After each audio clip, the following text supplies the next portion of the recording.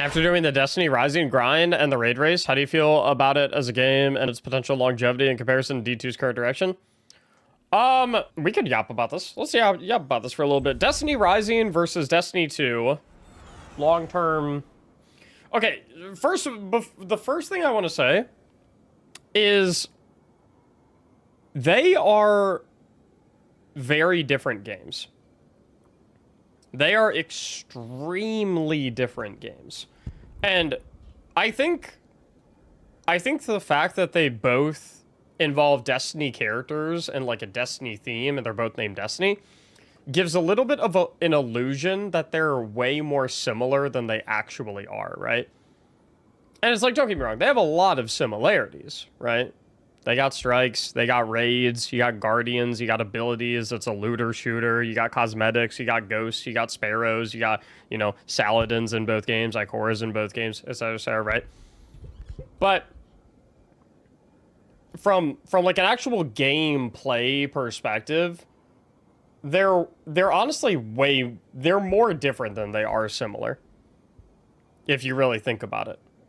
If you think about what the core gameplay loop is for Destiny 2 versus what the core gameplay loop is for Destiny Rising, way more different games, right? First of all, one of them's a gacha game and the other's not. One of them is literally directly pay to get better at the game, pay for better characters, pay to get copies of those characters, so that so for those who don't know how gacha games work, because this is my first ever gacha game that I ever played and I didn't know about this. When in a gacha game, or at least in Destiny Rising, and I believe my understanding is a lot of gacha games, whenever you pay to do like the polls, the slot machine, to try and get a character, if you get that character, and obviously all of the abilities and the weapon options and stuff like that are tied to characters specifically, right? So it's like getting a new character is basically like unlocking a new subclass. If you get a new character, you're not done with the paid portion of making that character as strong as possible yet, because getting additional copies of the same character allow you to basically like infuse them together to make that one. So like if I know Cade's not a real character in the game, but like let's say I unlock Cade, right?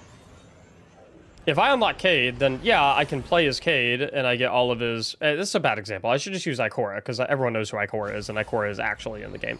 If I pull Ikora and I unlock Ikora, I can use Ikora. She has all her abilities, all that good stuff, blah, blah, blah, right? But then if I keep doing the polls, if I keep, you know, spending money and pulling the slot machine and I get another Ikora, I can infuse the second Ikora into my current Ikora, and it makes my current Ikora a little bit better.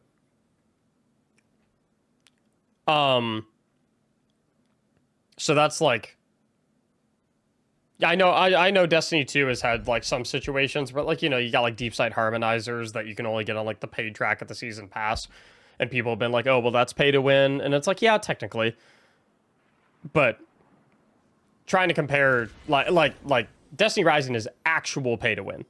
Like, you spend money, you are getting significantly stronger, because if you can pull a character 6 times and infuse the 5 copies into the first one that you pulled, then it's like you are significantly and notably and markedly stronger than if you didn't get that, right? So it is as pay to win as it gets, right?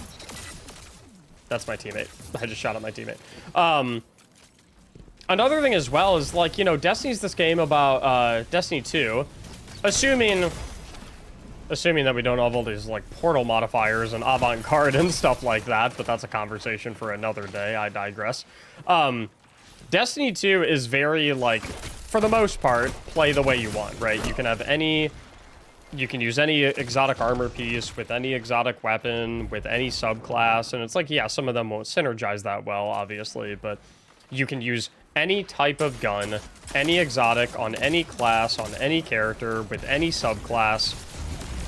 It's like you can genuinely do whatever you want. Whereas like Destiny Rising, it's like there's not really build crafting in Destiny Rising. At least not the same way that there is in Destiny 2. I know in Destiny Rising you've got like artifacts and stuff like that, and that can add a little bit of build crafting, but you're much more pigeonholed into what your build does in Destiny Rising based on what character you're playing, because the character that you're playing literally determines the gun archetypes that you're allowed to use.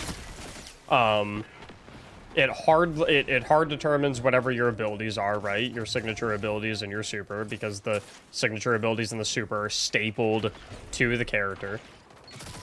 And so it's like all this is to say that, like, even though they are both Destiny games, and they both take place in the Destiny universe, and they both have ghosts, and they both have guardians and stuff like that, they're very different games. They are very, very different. Oh my god, I just got thunderclaps. They're very different games, you know what I mean? And so, comparing them is a little bit apples... It's a lot of it apples to oranges. Because they truly are extremely different games, right? Extremely different games. That's not true, though. I know a bunch that have spent tons of money and they have nothing. Then those people are lying to you. Because in Destiny Rising, and my understanding is a lot of gacha games that have these systems, have these pull/draw systems set up where you are guaranteed to get the character after a certain number of pulls. So, like, I know for Destiny Rising, for example, the limited time characters, if you pull 55 of the boats or whatever it is, if you pull 55 of the boats and you don't get the character in the 55 pulls, it just gives you the character. It just says, oh, okay, here you go. Guaranteed. So your friend, like, I mean, that's just... In Destiny Rising, you have a clear-cut, guaranteed, paid to get better and stronger characters option. Like, full stop, right?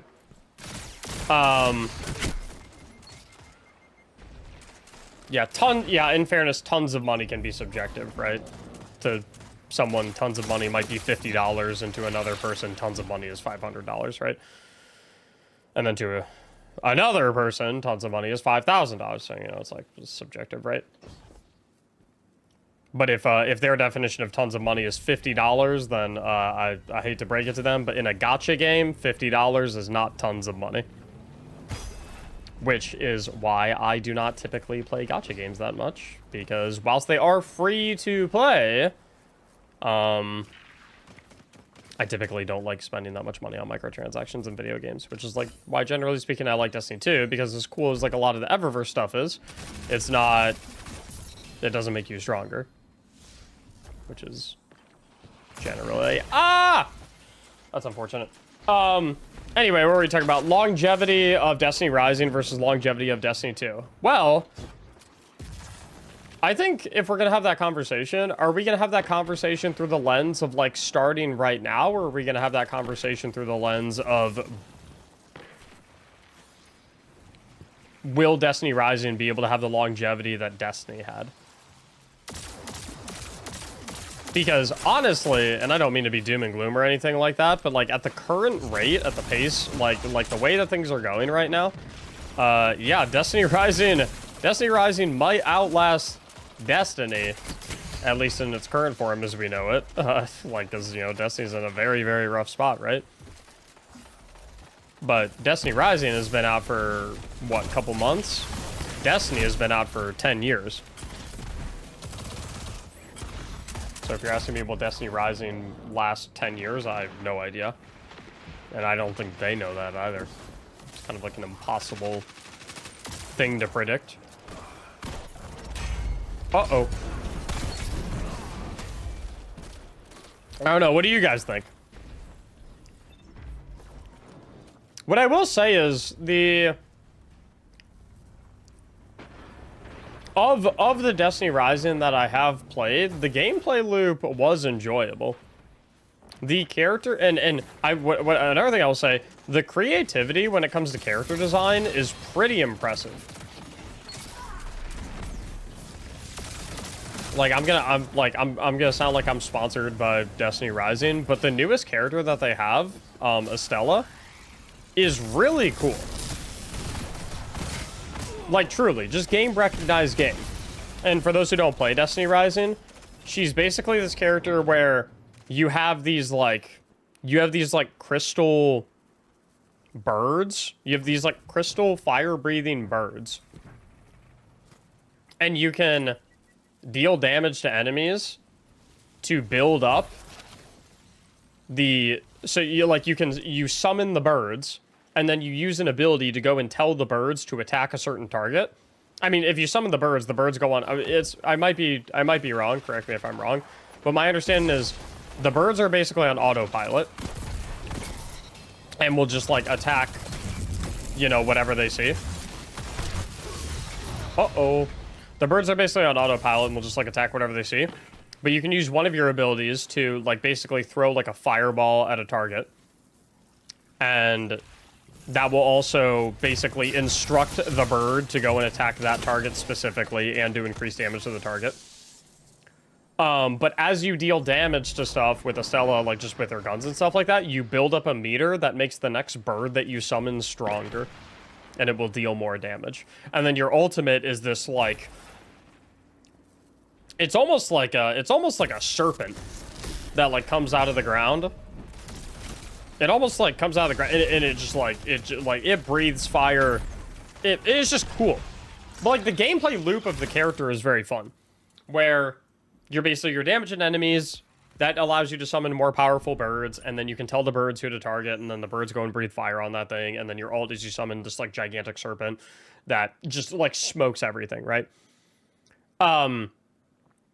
And, like, what I will say, credit where it's due, when I was playing that character when we were doing the world's first raid in Destiny Rising, and that character is very fun. It's very, very, very fun. And the entire time I was playing, I was just thinking to myself, I was like... I was just sitting there thinking to myself, and I was like, why can't Destiny have, like, a character like... Or not even, like, a character like this, but, like, an ability like this, or an exotic like this, or a subclass like this. Where literally, where as I damage enemies, I fill up a meter. The bigger the meter is, I can summon, like, an ally. And then I can use another ability to target and tell my, like, thing that I summon, like, hey, go hit that. Go get that thing. It's like, it was a fun game. And, like, I know Destiny 2 is, like, Hellions and Arc Souls and... the no time to explain thing and stuff like that. But it's like, I don't know, it's hard to explain. Like, the identities of the characters in Destiny Rising are really well done. Like, they really, the characters feel very unique. And it's like, it's not just Estella. Like, you got the goth chick character as well that everyone was thirsting over. Understandably so. You got Gwen. And she's sick too, you know? You got, like, a scythe. You've got, like, this... She's basically got an ability where, like, one of her abilities is, like, the dash from Nova Warp. Another one of her abilities is she, like, spins in a circle with her scythe, and it's like an AoE, hits everything. And then her ult is she just, like, rips out the scythe and starts slashing everything. And it's just, like... The entire time I'm playing this game, I'm just kind of, like, sat there thinking, like... And I know the game's been in development for a while, but I'm kind of sat there and I'm just thinking, like, okay, they have a character that can, like, oh, how do I put this into words? The ability design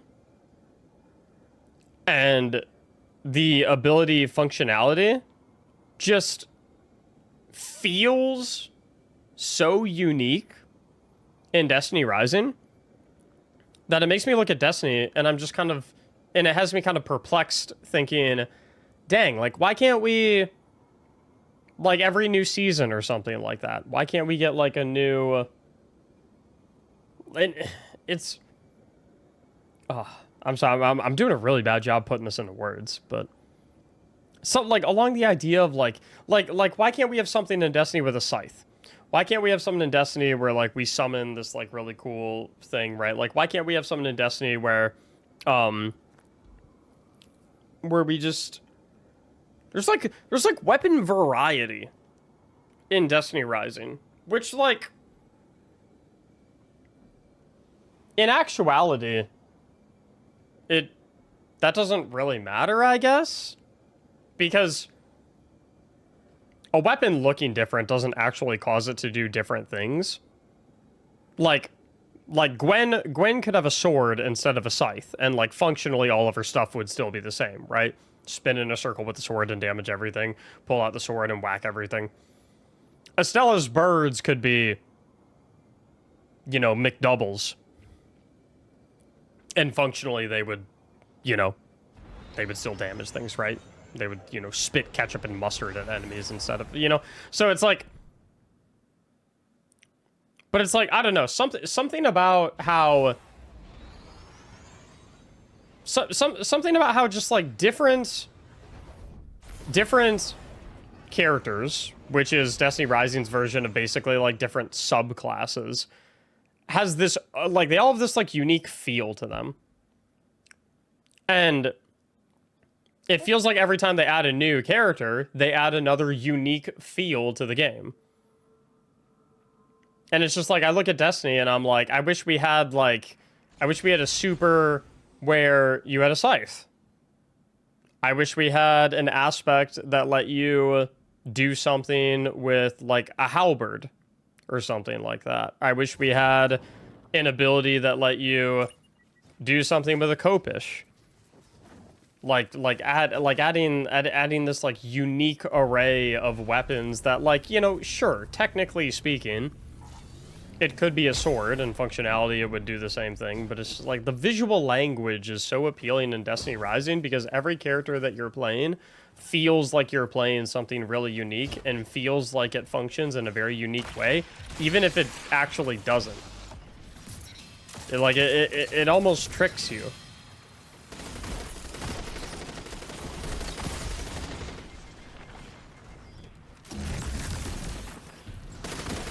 Another interesting thing about Destiny Rising is the loot in Destiny Rising is actually, and I don't know if it's just because we're early on in the game or whatnot, so like all loot is useful because, you know, still a lot of progression to go in the game, but like every single activity that I complete and every single piece of loot that I get, it feels like actually good loot. Like at the end of every activity, I find myself being like, ooh, what did I get this time?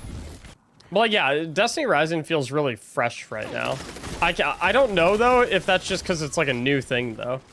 I don't know if it'll still feel fresh in, like, 6 months, for example. What do you, like, what do you guys think? Because I don't know. Like I said, I don't play a whole lot of Destiny Rising. I don't really do a lot of mobile gaming. I'll probably log into it, like, a couple times a month, if that.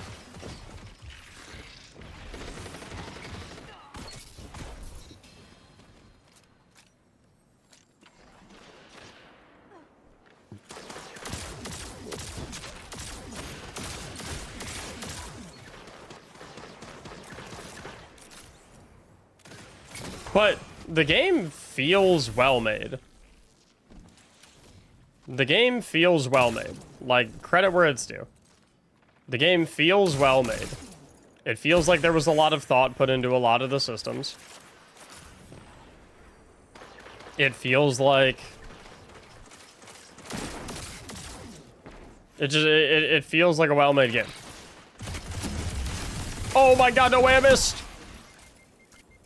And so I guess it kind of just depends how much is NetEase really investing into it to continue adding new content. Because, like, as far as I can tell, the gameplay loop of Destiny Rising seems to be slowly work your way towards unlocking all characters.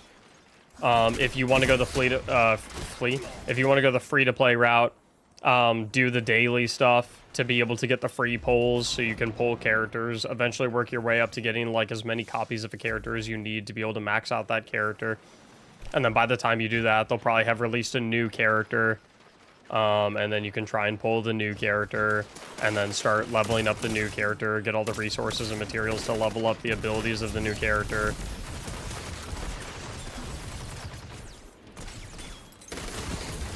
Like, that's what the gameplay loop seems like to me. And so it's like, as far as I can tell, is like if they can continue adding interesting and enjoyable to use characters, and continue adding content to use those characters in, then, you know, I don't see why the game can't last a pretty decent amount of time and perform pretty well. One activity that I will give a lot of compliments to is the it's the activity where you need to do like 10 rooms. It takes place in eternity, like the realm of the nine. That activity is fun. You have to do like 10 rooms, and if you do it fast enough, you get like triple rewards. If you do it a little bit slower, you only get double rewards. If you do it really, really slow, is the activity called Realm of the Nine? I thought it was called like Order or something like that.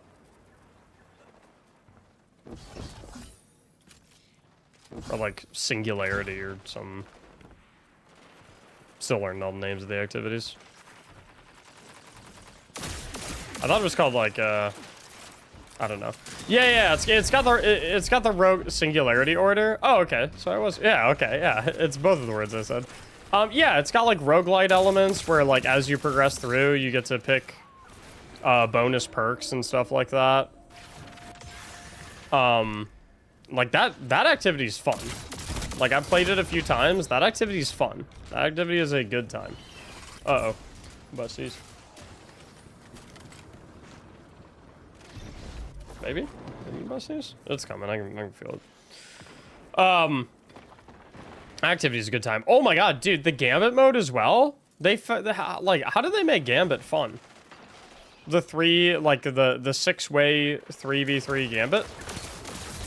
Like the six 3-player team, the 6 teams of 3 Gambit? Like, actually fun. How did they make that fun? I guess it like kind of, but like, I don't know. You guys who have played Destiny Rising, like what do you think about it? Genuinely. Because it's been out for like a month or so? A little over a month maybe now? What are your genuine, honest thoughts on it? Like, is it actually...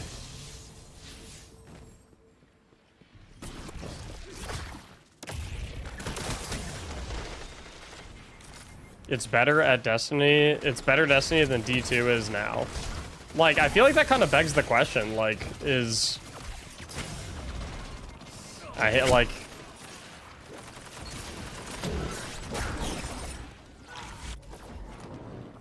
I'm not...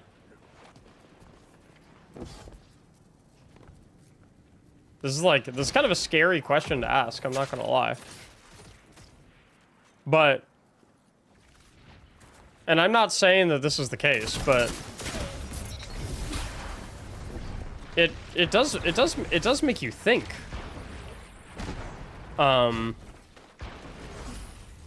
Because clearly the like idea of Destiny is not the problem, right?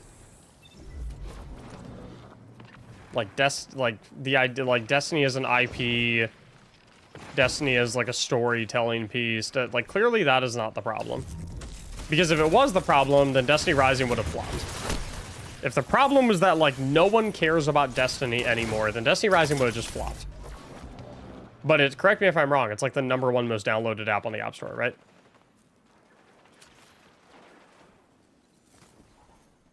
Which kind of tells you... And I'm not saying that Destiny Rising is a better game than Destiny 2.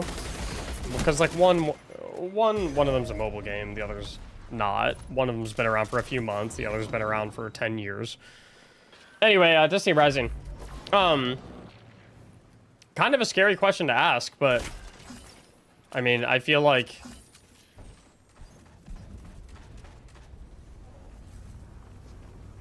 Does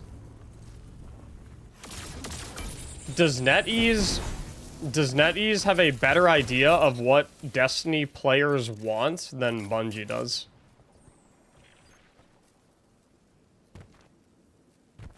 Or not even just Destiny players, but like, does NetEase have a better idea of what players want and what players are looking for than Bungie does? And then, like, if you follow if you follow that train of thought, then you arrive at an adjacent question of you arrive at an adjacent question of, is that because NetEase is so in touch with what players want, or is it because Bungie is so out of touch with what players want? And then that takes you down an adjacent line of thinking of, would Destiny 2 have a more promising future if it was developed by not Bungie?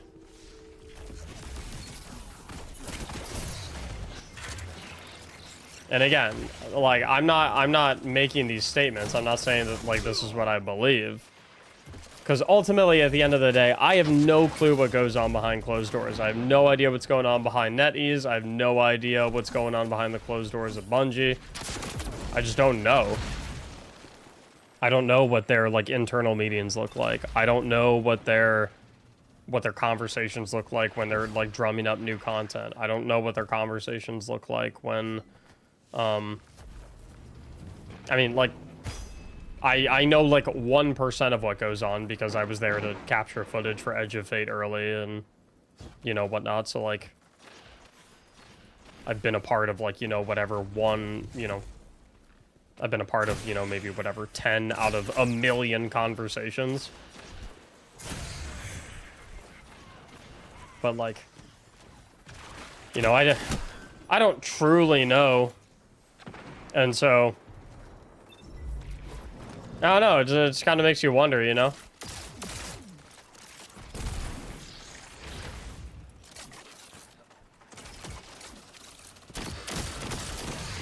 It's very interesting because, like, without a shadow of a doubt, there was undeniably a time where, like, I think you could objectively say that Bungie did have a grasp on what players wanted. And that time would be Forsaken, right? Like, I don't think any, like, good faith, debating, intellectually honest individual would take a look at Forsaken and say, like, nah, Bungie was out of touch with this one. Bungie didn't know what they were doing. Bungie didn't know what players wanted. It's like, so it's like, and, you know, unfortunately, that was, oh God. Am I about to make myself feel really old? How long ago was Forsaken? Was Forsaken 7 years ago?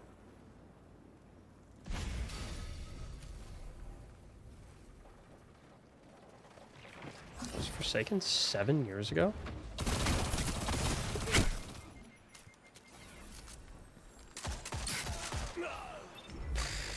I was a junior in college when Forsaken released.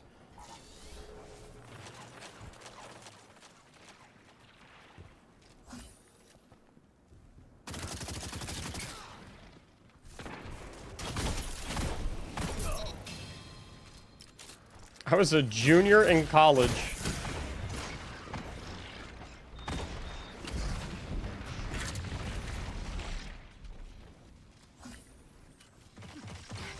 Now, don't get me wrong, like, Forsaken is not the last thing that Bungie released that, like, resonated with players, right? Like, obviously, Bungie has made, like, plenty of content between now and Forsaken where players were like, oh, yeah, this is good, right? Like, they've had a couple seasons where players were like, yeah, this is good. They've had a couple pieces of content. They've had some updates, right?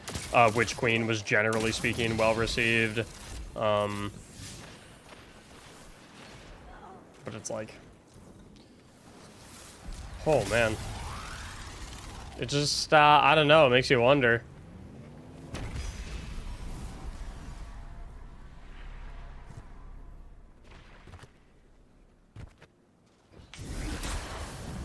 It makes you wonder.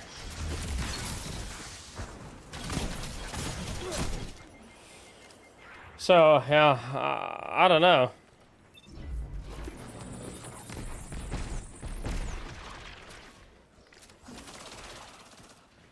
I think you could definitely make the argument that, like, Bungie is... well...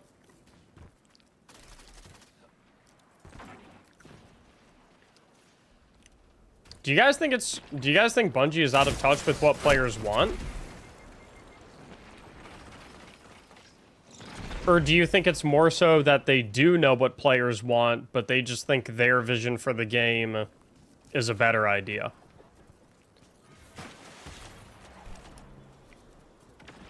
Like, it's hard to believe. It's hard to believe that like Bungie doesn't know what players want. It's like it's hard to buy that narrative because, for better or for worse, the Destiny community is one of the loudest and most vocal communities in the entire universe when it comes to telling the game developer what they want in the game. And so it's like, I have a tough time believing that Bungie is just out of touch and that they don't know what we want, because it's like, you know, everyone's screaming what they want 24/7. Which makes me wonder, like, maybe, like, what if, kind of makes me think, like, they do know what we want, but they're looking at what we want, and they're like, nah, they don't actually want that. They would rather have this. Believe they're looking at a spreadsheet and managed outcomes, not player experience.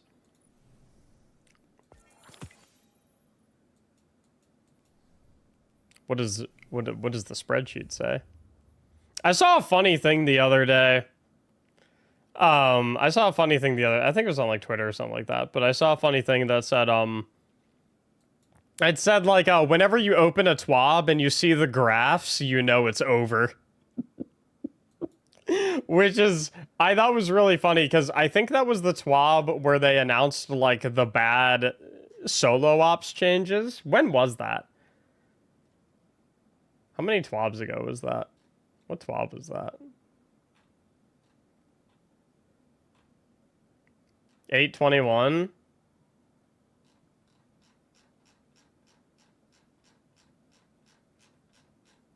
Yeah. Look, yeah. So this is the one where they said like that they were basically like nerfing solo ops. And I saw a tweet or something that said like, whenever you open the TWAB and you see graphs, you know it's over, which is like so fun. And I mean, a little bit. I don't know. I don't want to say that like stuff like this is useless, because like I do think that things like this provide value. You do want to pay attention to like stuff like this when you're trying to determine like, okay, what are players liking? What are players not liking? What are, you know? But it's like, I don't know, for some reason it feels like they always read the graphs and arrive at the wrong conclusion. Where it's like, if you look at this graph and you're like, okay, portal activity durations, percentage of completions, activity duration, like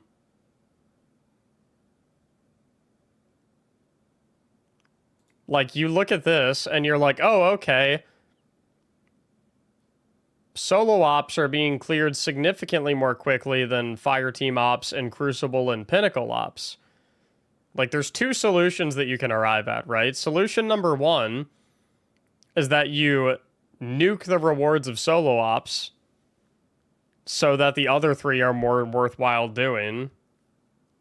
Or the other option is you boost up the rewards of the other three to make them worth doing potentially over solo ops.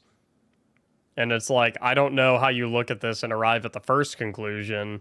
Like, I mean, I know how you do, because like the data, you look at this and you're like, oh, okay, clearly we can't make solo ops as rewarding as the other three because it's so much shorter. So, you know, but it's like, I don't know how you choose the direction of making solo ops worse rather than making the other three better. Which is like, I've always been chuckling at that. It's like whenever we see the graphs, it's you know it's over. It's like, honestly, kind of, I can't remember a TWAB where there were graphs in it, and it was also like good announced changes. Look at this graph.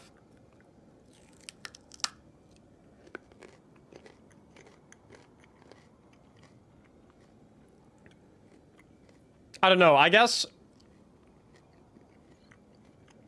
at the current moment, I think you could summarize the differences between Destiny Rising and Destiny 2 with, at the current moment, it feels like Destiny Rising incentivizes you to play because playing the game is fun and allows you to unlock more things that allow you to have more fun. Whereas Destiny 2 tries to incentivize you to play with chores because the ultimate goal of the game is to get you to log onto the game frequently and log a lot of hours on the game, even if you're not having fun during the hours that you're logging. And it's like, you know,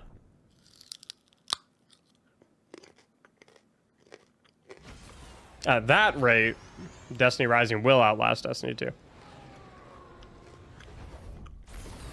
But you know what will outlast both Destiny Rising and Destiny 2?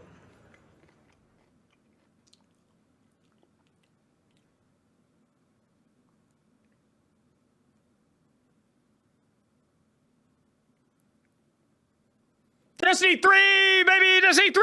Woo! But you know me, I'm just yapping.